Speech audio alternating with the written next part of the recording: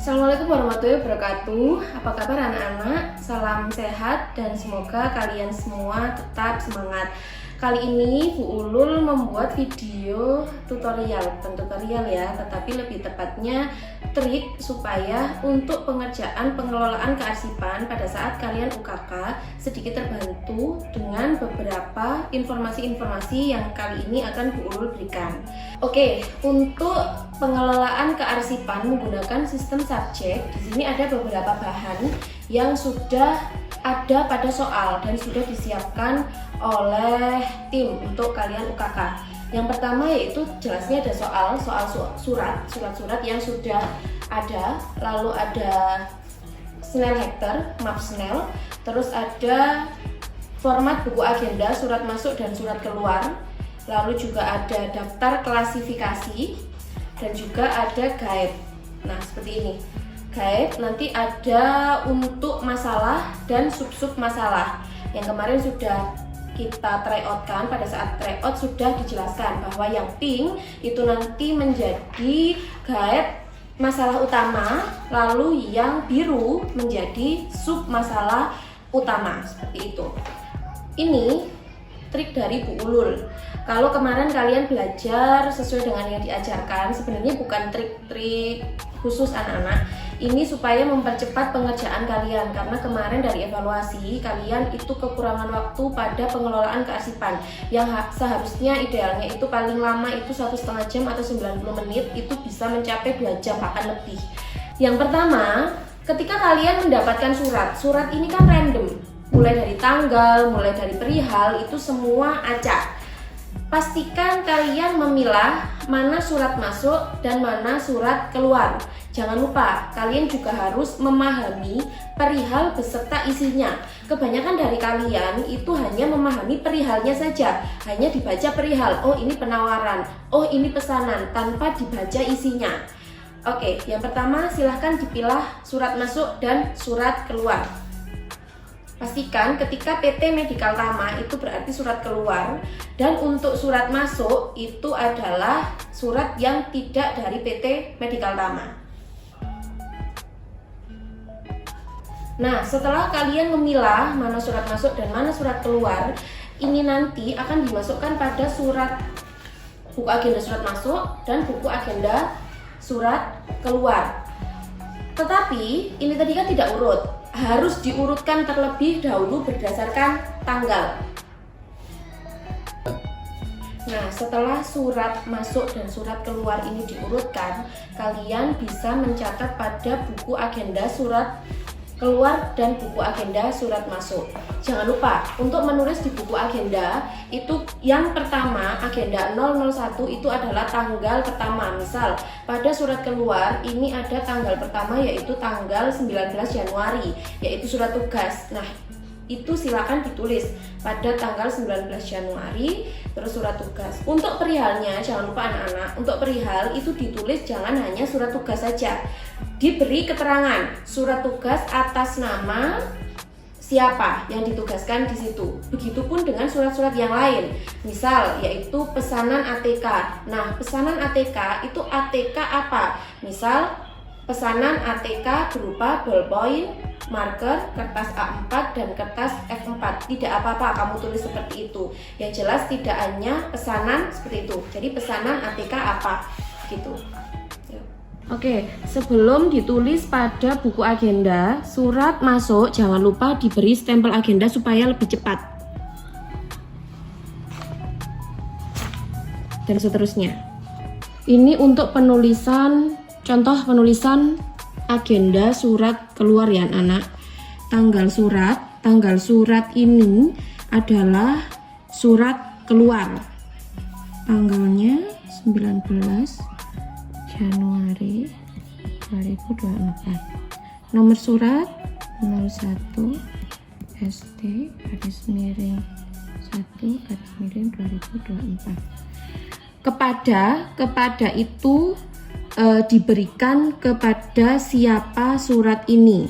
Nah, kalau ini adalah surat tugas, maka namanya adalah langsung Galih Saputra SE PT Medion.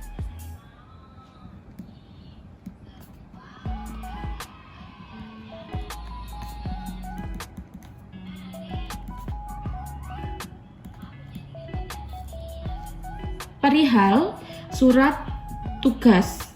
Surat tugas.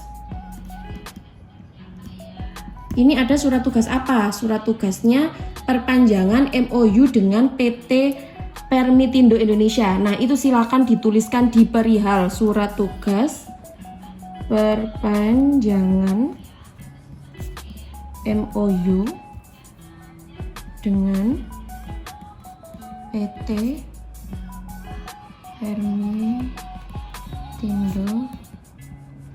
Indonesia. Nah, untuk kode arsip, kalian kan sudah tersedia daftar klasifikasi arsip. Untuk surat tugas itu masuk ke dalam perjalanan dinas, berarti kodenya KP3. Nah, jangan lupa di sini diberi kode KP3. Dan seterusnya untuk surat-surat yang lain, baik surat masuk maupun surat keluar. Oke, anak-anak, jadi untuk penulisan di buku agenda itu tetap urut. Jadi misalnya ada surat masuk tanggal 19 Januari 2024, bawahnya itu 30 Januari, 1 Februari, 7 Februari, dan seterusnya sampai tanggal terakhir di surat tersebut, surat masuk tersebut gitu. Untuk surat keluar juga seperti itu, tanggal 26 Januari, berarti kan itu sudah lama, 26 Januari 2024, 30 Januari 2024, dan seterusnya sampai tanggal berapa surat itu dikeluarkan, surat terakhir yang ada di soal. Evaluasi kemarin milik kalian itu random, jadi mungkin kalian tidak mensortir dulu mana surat masuk, mana surat keluar, sehingga di sini 19 Januari, terus langsung 7 Februari, 1 Februari, terus ditulis lagi 30 Januari. Kalian mensortirnya tidak berdasarkan tanggal. Ingat, kalau untuk surat keluar dan surat masuk, penulisannya tetap berdasarkan tanggal. Selanjutnya, pastikan guide kalian itu sesuai dengan daftar klasifikasi arsip. Nih, ini Bu Ulul sudah membuat. Jadi, boleh kalian tulis tangan, boleh diketik. Ya, ini punya Bu Ulul, saya ketik. Ditulis tangan boleh, diketik boleh. Untuk pengurutannya, setelah dibuat, silahkan langsung diurutkan berdasarkan daftar klasifikasi. Pemasaran, berarti pemasaran, bawahnya penawaran, ada pesanan, ada pengiriman, dan seterusnya. Selanjutnya, surat, misal ini adalah surat masuk, kan sudah diberi kode UM1. UM1 adalah pemberitahuan. Oke, kita masukkan di bawah pemberitahuan. Pemberitahuan itu ada di guide masalah umum, sub masalah pemberitahuan. Langsung masukkan ke dalam sini. Oke, selanjutnya ini adalah UM3. UM3 berarti itu umum, umum 3. Umum 3 itu apa? Undangan. Masukkan di bawah guide undangan. Dan seterusnya sampai surat habis. Kalian anak, jangan terkecoh dengan surat ya. Untuk surat permintaan referensi dari Toko Kencana Sakti, ini masuk ke dalam surat rekomendasi. Kodenya adalah MM itu masuk, UM4, berarti UM4 rekomendasi, taruh di bawah rekomendasi yang ada di guide umum, seperti itu. Setelah itu, setelah semua surat sudah masuk sesuai dengan guide-nya masing-masing, silahkan di cross check. Kita urutkan lagi, apabila contohnya pada surat penawaran itu ada 2 surat, tertanggal 16 Februari dan juga tanggal 12 Februari.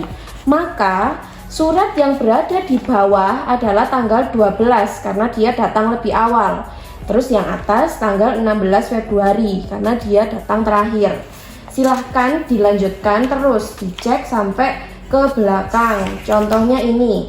Nah, ini tanggal 30 Januari ada surat keluar. Nah, ini jadi ada di bawah. Yang atas adalah 19 Februari. Ini sama-sama surat keluar juga. Oke, lanjut. Ada lagi apa tidak? Kalian cross check. Setelah semuanya dicek dan dirasa sudah benar, silakan dimasukkan ke dalam map.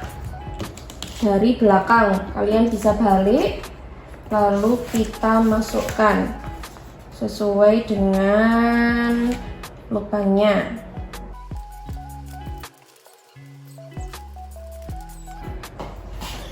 Nah, ini jika sudah selesai, kalian boleh beri cover seperti ini. Nah, daftar klasifikasi arsip ada di depan, lalu selanjutnya buku agenda, surat masuk dan surat keluar, baru ini guide-nya, lalu surat guide, lalu surat urut sesuai dengan daftar klasifikasi. Oke anak-anak, itu saja yang bisa Bu Ulul sampaikan. Semoga membantu, semoga sukses untuk ujian kompetensi keahlian jurusan MPLB 2024. Tetap semangat, jangan lupa tetap terus belajar. Oh iya, perlu diingat, ini tadi yang sudah perlu sampaikan itu tidak ada aturan bakunya.